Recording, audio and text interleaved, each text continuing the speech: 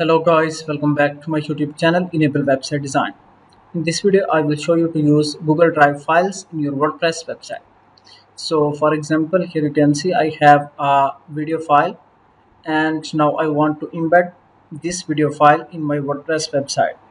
So now let me copy this link and make sure that if I go here on share, and then here you can make sure that you can give access anyone with the link. Then after that you can go to ChatGPT. Then you can type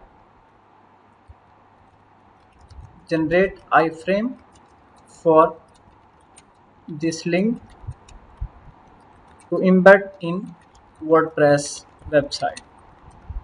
So just you can add here link, and now you can copy this iframe. Then you can go back to the your WordPress website. So now let me go and add a new container. Then let's add new widgets. You can search for HTML. Then you can simply drag it here,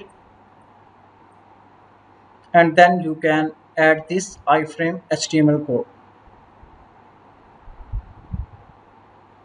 And you can also adjust width and height.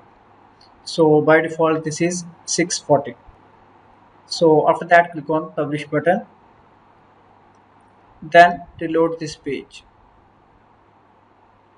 So now you can easily play this video here.